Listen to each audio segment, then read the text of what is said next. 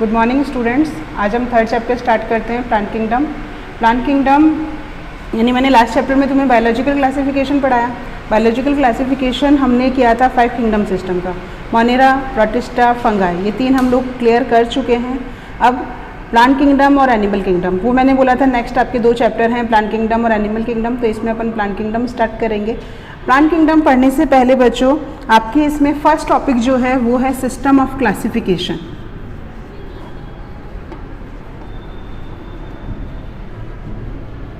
System of classification में क्या कि क्लासिफिकेशन जो हो रहा है वो किस तरीके से अपन किसी भी ऑर्गेनिज्म को या किसी भी प्लांट को कैसे क्लासिफाई कर रहे हैं, that is system of classification. जैसे अपन ने विटेकर का अभी पढ़ ही लिया, बट यहाँ पे जब अपन प्लांट किंगडम सिस्टम की बात कर रहे हैं तो विटेकर ने अगेन प्लांट किंगडम को डिवाइड करा। यहाँ भी कौन थे साइंटिस्ट? विटेकर ही थे जिन्होंने प्लांट किंगडम को डिवाइड किया 5 किंगडम सिस्टम में। कौन कौन से किंगडम सिस्टम थे? Thallophyta, bryophyta, then pteridophyta, gymnosperm and next आते हैं अपन एंजियोस्पर्म पे। ठीक है, तो ये 5 किंगडम सिस्टम अगेन विटेकर ने बताए, किसके? प्लांट किंगडम के बताए, Thallophyta, bryophyta, pteridophyta, gymnosperm and angiosperm. ये उन्होंने किस अकॉर्डिंग डिवाइड करे, किस बेस पे डिवाइड करे? First of all thallus structure की बात करें कि फर्स्ट ऑफ ऑल मैं थैलोफाइटा बोल रही हूँ तो थैलोफाइटा में stem, root and leaf present होती ही नहीं है। उसके अलावा जो स्ट्रक्चर प्रेजेंट होती है तो structure is known as thallophyta. Bryophyta की बात करते हैं तो ब्रायोफाइटा में stem like, root like, leaf like structure formation हो जाता है। फिर हम बात करते हैं टेरिडोफाइटा की। टेरिडोफाइटा में true stem leaf and root का डेवलपमेंट हो जाता है, वेस्कुलर बंडल बन जाते हैं इसमें, यानी ट्रांसपोर्टेशन का काम स्टार्ट हो जाता है। फिर अब यहाँ पे स्टेम, रूट एंड लीफ का डेवलपमेंट हो गया। अब जिम्नोस्पर्म में सीड फॉर्मेशन होना स्टार्ट हो जाता है। सीड बनते हैं बट वो सीड जो होते हैं वो कवर्ड नहीं होते। जिम्नोस्पर्म का मतलब यही होता है। जिम्नो यानी नेकेड, स्पर्म का मतलब सीड्स, यानी इसमें जो सीड्स जो होते हैं वो नेकेड होते हैं। और एंजियोस्पर्म जो होता है, एंजियोस्पर्म में क्या होते हैं? कवर्ड सीड होते हैं। क्लियर? तो इस अकॉर्डिंग विटेकर ने 5 किंगडम सिस्टम दिया। अभी जो 5 किंगडम सिस्टम है ये हमको इस चैप्टर में पूरा पढ़ना है। उसके अलावा इनका जो क्लासिफिकेशन है उस क्लासिफिकेशन के लिए अलग अलग सिस्टम आए। मेनली 3 सिस्टम की मैं यहाँ पे बात करूंगी students.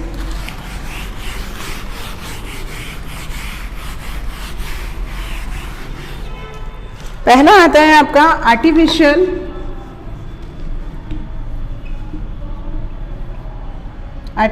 Classification system. Artificial classification system का क्या मतलब होता है? आर्टिफिशियल क्लासिफिकेशन सिस्टम का मतलब होता है कि जब हम किसी भी चीज़ को क्लासिफाई कर रहे हैं तो किस अकॉर्डिंग क्लासिफाई कर रहे हैं, उसके morphological characteristic features. Morphological characteristic features बच्चों मैंने आप लोगों को पहले भी बताया था। जो हम बाहर से कैरेक्टरिस्टिक देखते हैं, रूट देख रहे हैं, स्टेम देख रहे हैं, लीफ देख रहे हैं, फ्लावर देख रहे हैं, यानी बाहर से जो देख रहे हैं, मेनली यहाँ पे अपन मॉर्फोलॉजिकल कैरेक्टर जो बाहर से देख रहे हैं उसको इंक्लूड कर रहे हैं और उस अकॉर्डिंग उनको आगे क्लासीफाई करते हैं। तो this type of classification system is known as artificial classification system. ठीक है, वेजिटेटिव और रिप्रोडक्टिव दोनों कैरेक्टर होंगे। वेजिटेटिव कैरेक्टर मैंने आप लोगों को पहले भी बताया था, स्टेम, रूट एंड लीफ के बारे में बता रहे हैं, और रिप्रोडक्टिव कैरेक्टर बच्चों मैंने आप लोगों को बताया था फ्लावर के बारे में हम लोग देख रहे हैं। क्लियर? फिर आते हैं अपन नेचुरल क्लासिफिकेशन सिस्टम पे।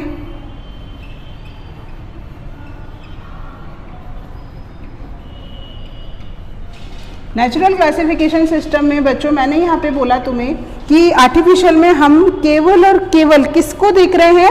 मॉर्फोलॉजिकल कैरेक्टरिस्टिक फीचर्स को देख रहे हैं। यहाँ पे फर्स्ट ऑफ ऑल तो मैं बताऊंगी बेंथम एंड हुकर साइंटिस्ट थे जिन्होंने इसके बारे में बताया था।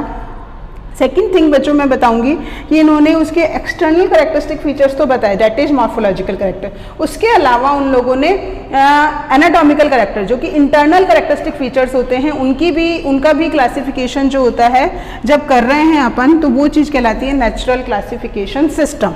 थर्ड पे आते हैं अपन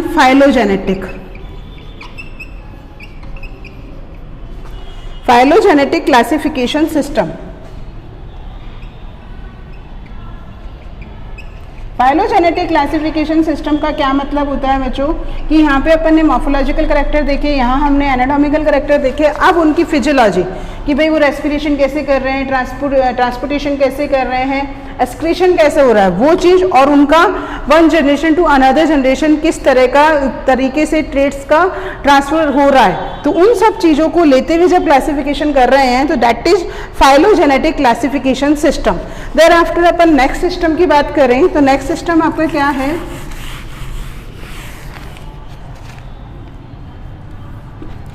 नेक्स्ट है आपका न्यूमेरिक क्लासिफिकेशन सिस्टम, जिसको अपन न्यूमेरिकल टैक्सोनॉमी भी कह रहे हैं। न्यूमेरिकल टैक्सोनॉमी का मतलब बच्चों क्या होता है, न्यूमेरिकल टैक्सोनॉमी, न्यूमेरिक का मतलब होता है नंबर, जब हम नंबर की काउंटिंग करते हुए क्लासिफिकेशन कर रहे हैं तो वो चीज़ क्या कहलाती है, numeric classification system.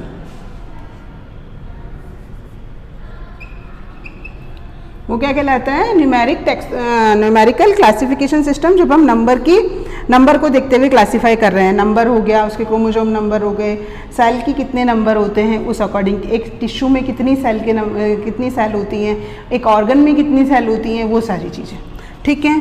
Then next पे आते हैं अपन, नेक्स्ट हो गया आपका साइटोटैक्सोनॉमी।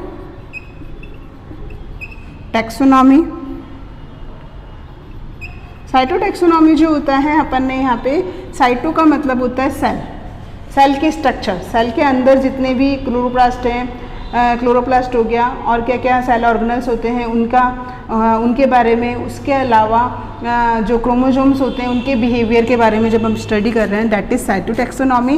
एंड लास्ट जो आपकी बचती है एक और, जिसको अपन बोल रहे हैं कीमोटैक्सोनॉमी, जितने भी केमिकल्स होते हैं उनकी स्टडी कर रहे हैं अपन, तो वो क्या कहलाती है, कीमोटैक्सोनॉमी कहलाती है।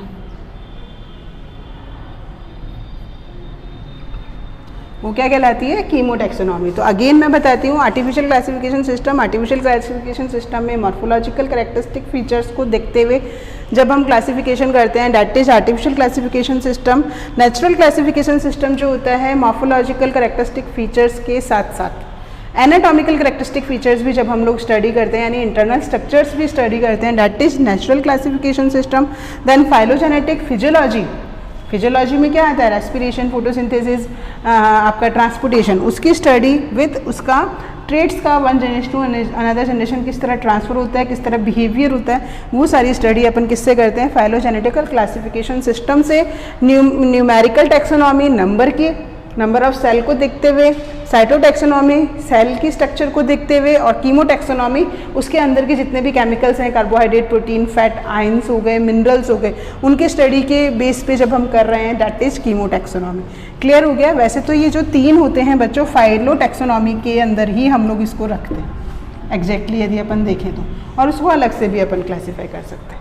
क्लियर हो गया। तो ये आपका क्लासिफिकेशन हो गया एंजियोस्पर्म का, किस अकॉर्डिंग अपन क्लासिफिकेशन पूरा करते हैं, ठीक है। अब अपन नेक्स्ट पे आते हैं, 5 किंगडम सिस्टम की बात बोली है मैंने, तो 5 किंगडम सिस्टम में मैंने कौन से 5 किंगडम सिस्टम बोले आपको, थैलोफाइटा, ब्रायोफाइटा, जिम्नोस्पर्म, एंजियोस्पर्म और टेरिडोफाइटा। तो स्टार्टिंग करती हूँ बच्चों मैं थैलोफाइटा से। थैलोफाइटा के जो आपके इसमें सिलेबस में मेंशन है, उस सिलेबस में आपके साइलेंट फीचर्स हैं और डिस्टिंग्विश फीचर्स हैं, तो वही हम लोग यहाँ पे पढ़ेंगे। स्टार्ट करती हूँ थैलोफाइटा से। थैलोफाइटा में बच्चों आपके क्या क्या आता है, एल्गी होती है, फंगाई होता है, और लाइकेन, क्योंकि एल्गी और फंगाई से मिलकर ही बना होता है तो ये भी इसमें इंक्लूड होता है। अपन यहाँ पे लास्ट चैप्टर में फंगाई, लाइकेन पढ़ चुके हैं, इस चैप्टर में हम लोग किसकी स्टडी करेंगे, एल्गी की स्टडी करेंगे।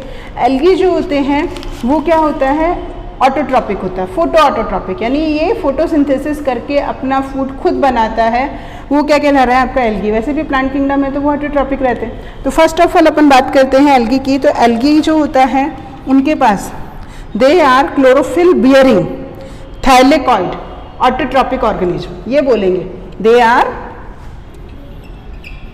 क्लोरोफिल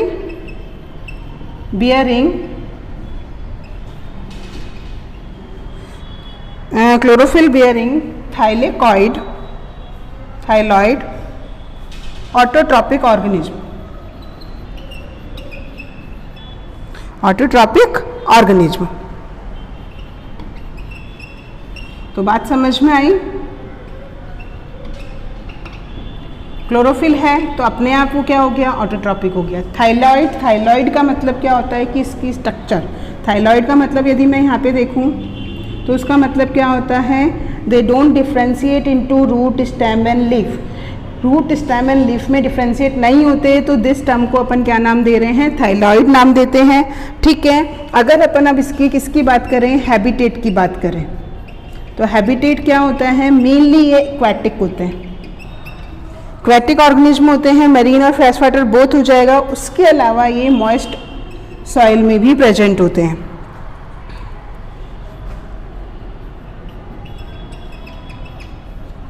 एल्गी मॉइस्ट सॉइल में भी प्रेजेंट होते हैं, एज ए एपिफाइटिक भी प्रेजेंट रहते हैं। एपिफाइटिक का मतलब क्या होता है, जो मैंने थोड़ा सा आप लोग को बताया भी था पहले।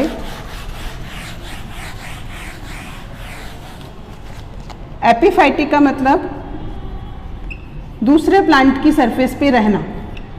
ठीक है, एपिफाइटिक का मतलब दूसरे प्लांट की सरफेस पे रहना हो क्या कहलाती है, एपिफाइटिक कंडीशन कहलाती है। उसके अलावा ये सिम्बायोसिस, सिम्बायोटिक एसोसिएशन के साथ, फंगाई के साथ रहते ही हैं। ये इसका क्या हो गया, एक तरह से हैबिटेट हो गया। नेक्स्ट अपन बात करते हैं इसमें एसेक्सुअल रिप्रोडक्शन की। एसेक्सुअल रिप्रोडक्शन जो होता है वो मेनली किसके थ्रू हो रहा है, स्पोर फॉर्मेशन के से।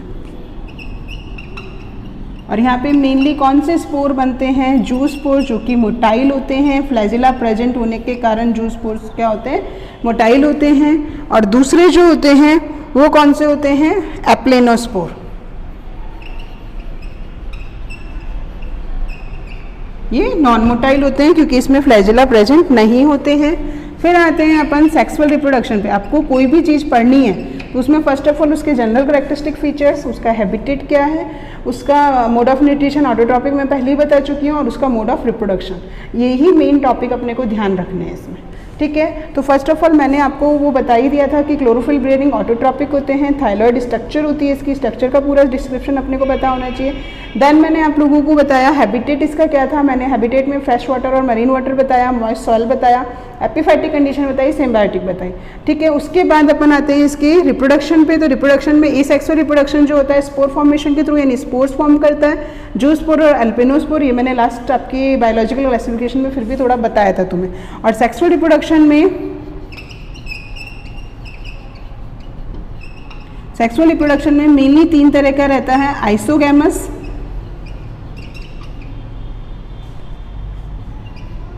ठीक है, दूसरा होता है एनाइसोगैमस, और तीसरी होती है आपकी oogamous। ठीक है, isogamous, anisogamous and oogamous। Isogamous की बात करूं बच्चों तो यहाँ पे मैं ले रही हूँ शेप एंड साइज, और दूसरी लेती हूँ मेन अपन यहाँ पे कैटेगरी मोटिलिटी।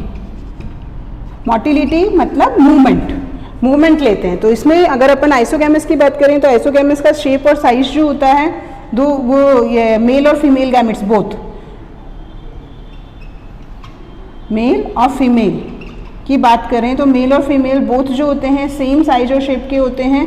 मोटिलिटी भी इनकी सेम रहती है, या तो दोनों के दोनों मोटाइल होंगे या दोनों के दोनों नॉन मोटाइल होंगे। एनाइसोगैमस की बात करते हैं अपन। एनाइसोगैमस में शेप तो सेम की सेम रहता है मेल और फीमेल गैमेट का, पर मोटिलिटी जो होती है वो क्या होती है, डिफर होती है। और अगर अपन oogamous की बात करें तो यहाँ पे शेप एंड साइज भी डिफर होता है दोनों का, और मोटिलिटी भी, यानी यहाँ पे जो मेल होते हैं वो साइज में स्मॉल होते हैं और मोटाइल होते हैं, और फीमेल्स जो होती हैं वो साइज में लार्ज होती हैं, राउंड होती हैं और नॉन मोटाइल होती हैं। क्लियर? तो ये हो गया oogamous type of sexual reproduction. Anisogamous and isogamous, male and female gametes की बात करें, इनके बीच में फर्टिलाइजेशन होता है। क्लियर? तो ये हो गया। अब आते हैं अपन एल्गी का क्लासिफिकेशन करते हैं। ये तो हो गया एल्गी के जनरल कैरेक्टरिस्टिक फीचर्स। अब आते हैं अपन क्लासिफिकेशन ऑफ एल्गी पे।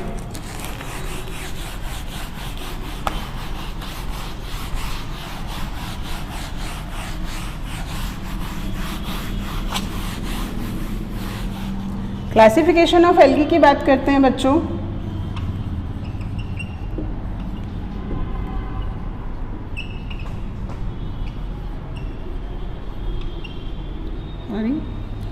क्लासिफिकेशन ऑफ एल्गी की बात करते हैं तो हर क्लासिफिकेशन का बेसिस होता है, मैं पहले भी बता चुकी हूँ। तो फर्स्ट बेसिस होता है इसमें टाइप ऑफ क्लोरोफिल, किस तरह का क्लोरोफिल है, क्लोरोफाइट लिख दिया, टाइप ऑफ क्लोरोफिल, और आपका क्या हो जाएगा एक पिगमेंट। अपन क्लोरोफिल ना बोल के पिगमेंट भी बोल सकते हैं इसको, क्योंकि मेनली अपन पिगमेंट की बात कर रहे हैं यहाँ पे, और पिगमेंट्स मैं अभी आपको बताऊंगी कैसे। और दूसरा है स्टोरेज ऑफ फूड, दूसरा इसका क्या है, स्टोरेज ऑफ रिजर्व फूड, या अपन लेते हैं नेचर ऑफ रिजर्व फूड।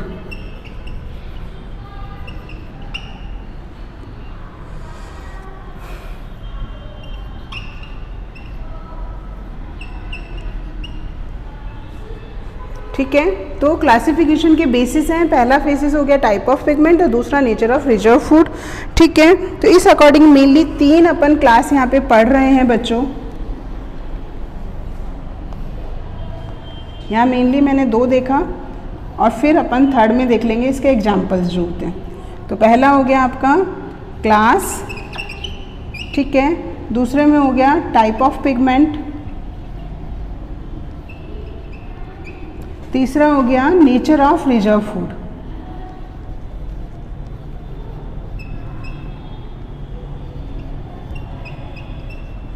ठीक है, नेचर ऑफ रिजर्व फूड। तो क्लास आपकी फर्स्ट ऑफ ऑल मैं ले रही हूं यहाँ पे क्लोरोफाइसी, क्लोरोफाइसी, इसको अपन ग्रीन एल्गी भी बोलते हैं। अब इसके पिगमेंट की बात करें तो इसके पास पिगमेंट कौन सा होता है, क्लोरोफिल ए, क्लोरोफिल बी, सी फाइकोसाइनिन और सी फाइकोइरिथ्रिन। ठीक है, या चलो ठीक है, क्लोरोफिल ए और chlorophyll B blue green algae का रहता है। ठीक है, क्लोरोफिल ए और बी इसके पास होते हैं। नेचर ऑफ रिजर्व फूड की अगर अपन बात करें तो इसके पास मेनली जो होता है रिजर्व फूड जो होता है स्टार्च की फॉर्म में रहता है और प्रोटीन की फॉर्म में रहता है। किस फॉर्म में रह रहा है इसका, स्टार्च और प्रोटीन की फॉर्म में रहता है। और ये जिस स्ट्रक्चर में होते हैं जो इसको रख रही हैं स्टार्च और प्रोटीन, उस स्ट्रक्चर को अपन क्या नाम देते हैं, उस स्ट्रक्चर को अपन नाम देते हैं पायरेनॉइड्स। इन स्ट्रक्चर्स को अपन क्या कह रहे हैं, पायरेनॉइड्स नाम दे रहे हैं। और ये पायरेनॉइड्स होते कहाँ हैं, क्लोरोप्लास्ट में। ठीक है, हमें पता है एक एल्गी है, मान लो ये सिंगल सेल होती है मेनली, ये भी ध्यान रखना, ये भी मैं बताती हूँ तुम्हें कि नॉर्मली जो एल्गी होती है सिंगल सेल होती हैं, कॉलोनी में प्रेजेंट होती हैं। तो ये इस तरह से कॉलोनी बना रही हैं। ठीक है, तो इनके अंदर क्लोरोप्लास्ट होता है। क्लोरोप्लास्ट की शेप भी थोड़ी अलग अलग होती है हर एल्गी में, कप शेप्ड होती है, डिस्कॉइड होती है, उस अकॉर्डिंग। और इन क्लोरोफिल के अंदर एक डॉटेड स्ट्रक्चर्स होती हैं, that structures is known as pyrenoids. और इन पायरेनॉइड्स में ही फ्रूट रिजर्व फूड रहता है, that is starch and protein. Clear, तो ये तो अपन ने क्लोरोफाइसी की बात करें। अब यदि अपन इनकी सेल वॉल की बात करें तो सेलुलोज और पैक्टिन की बनी हुई रहती है। फिर अपन इनके एक चीज़ और देखेंगे बच्चों, यहाँ पे अपन एग्जाम्पल नहीं देख रही मैं, मोड ऑफ रिप्रोडक्शन। ठीक है, मोड ऑफ रिप्रोडक्शन की बात करते हैं तो एसेक्सुअल रिप्रोडक्शन जो होता है, इसमें एसेक्सुअल रिप्रोडक्शन किससे होता है, फ्रेगमेंटेशन से। और सेक्सुअल जो होता है, सेक्सुअल रिप्रोडक्शन वो किसके थ्रू हो रहा है, वो हो रहा है आइसोगैमस। यानी तीनों तरह का होता है। कौन कौन सा बताया था मैंने, आइसोगैमस, एनाइसोगैमस और ऊगैमस। ये 3 तरह का बताया था मैंने, isogamous, anisogamous and oogamous type का। अपन ने क्या देखा है इसके अंदर, सेक्सुअल रिप्रोडक्शन देखा। इसके एग्जाम्पल्स की बात करूँ तो स्पायरोगायरा, यूलोथ्रिक्स, वॉलवॉक्स, ये इसके एग्जाम्पल्स होते हैं। सेकंड बात करते हैं अपन, ये तो होगी आपकी क्लोरोफाइसी। फिर मैं लेती हूँ फियोफाइसी। फियोफाइसी को बोलते हैं ब्राउन एल्गी।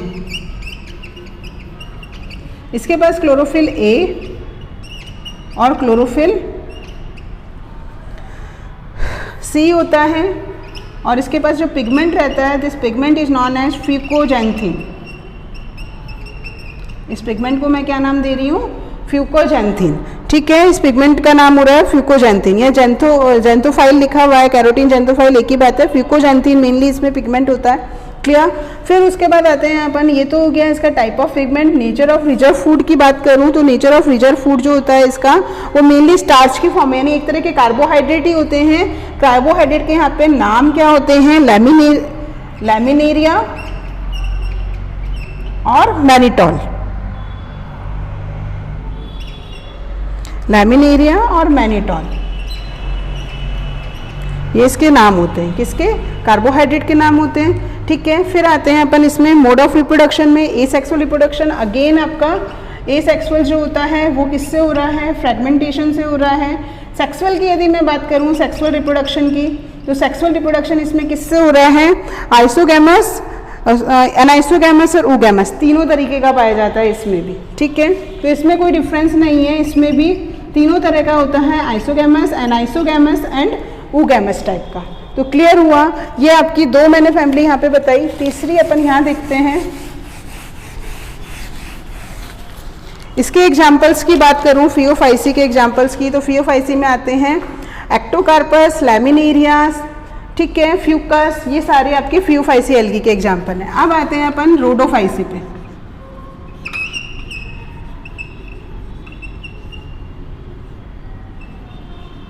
रोडोफाइसी की बात करते हैं तो रोडोफाइसी में पिगमेंट वही क्लोरोफिल ए और क्लोरोफिल डी होता है। इसको रेड एल्गी कहते हैं बच्चों।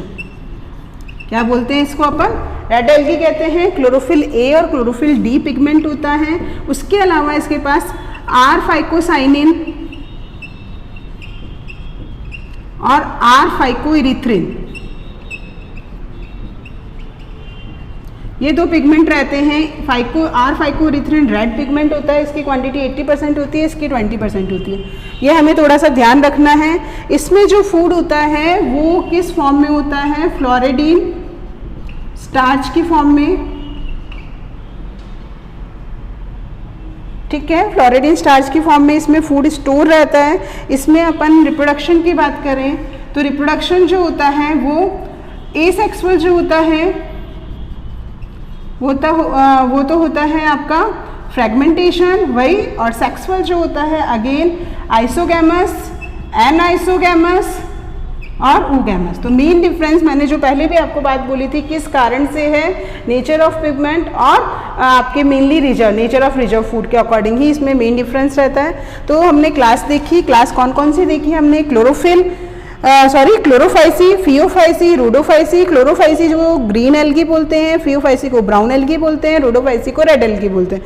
क्लोरोफाइसी में pigment chlorophyll A and B होता है। स्टार्च और प्रोटीन जो होते हैं एक स्पेशल स्ट्रक्चर में प्रेजेंट होते हैं। This special structure is known as pyrenoid, और ये कहाँ प्रेजेंट होती है, क्लोरोप्लास्ट में प्रेजेंट होती है।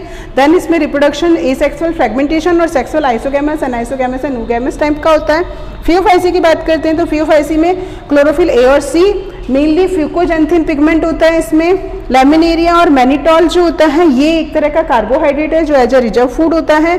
मोड ऑफ रिप्रोडक्शन जो होते हैं वो एसेक्सुअल जो होगा वो फ्रेगमेंटेशन, और सेक्सुअल जो होगा isogamous, anisogamous and oogamous type का होता है। रोडोफाइसी की बात करते हैं तो that is red algae. Red algae में जो पिगमेंट होता है वो पिगमेंट कौन सा होता है, रेड एल्गी में, रेड एल्गी में पिगमेंट जो होता है वो क्लोरोफिल ए और क्लोरोफिल डी होता है, फाइकोसाइनिन एंड फाइकोइरिथ्रिन। ठीक है, इसमें मेन जो स्टोर होता है वो होता है फ्लोरिडिन। स्टार्च जो होता है वो रिजर्व फूड होता है। Asexual reproduction, fragmentation. उसके अलावा सेक्सुअल इसमें केवल और केवल ऊगैमस होता है बच्चों, ये थोड़ा सा ध्यान रखना।